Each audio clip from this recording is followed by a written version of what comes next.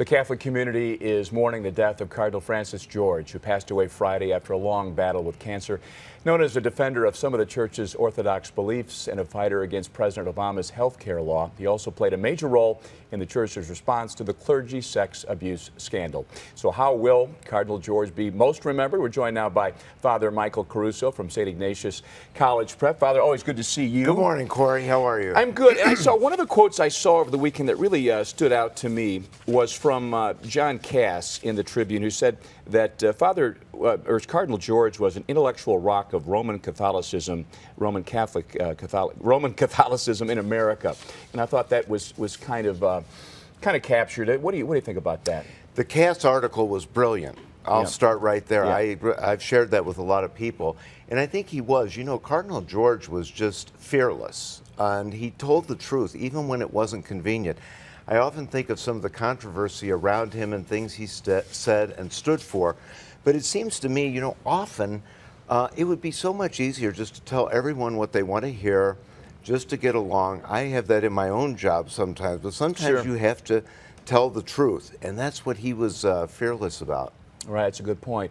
I know that a lot of people are thinking back on his life and times here in Chicago and how he was the leader of the Catholic flock here. And when you think of him in a personal sense, what comes to mind first? Well, you know, when I first came to Chicago 5 years ago, he wanted to meet with me. So I went up to his residence, and he was very personable. He's always interested in people, how's the school going, and always thanking you for your service. And I think people connected with him on that level. The first time I saw him celebrating Mass, I didn't realize he had polio. And this is probably one of the key things for me when I saw him with his labored walk. This man had suffered his entire life and was in pain, constant chronic pain. I think he really taught us how to bear suffering and not lead with that. He never complained about it. One of the Dominican sisters told me once that she saw him fall down during a talk or was doing something, and he just got up and he kept talking through the whole thing.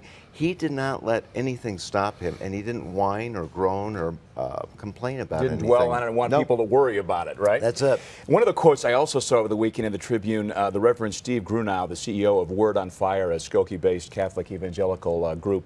In many respects, he was Pope Francis before there was Pope Francis by the way he conducted himself. Can you see that? I think so, and I think so often, especially when you would see him go to parishes or civic events, he really connected well with people. People flocked him.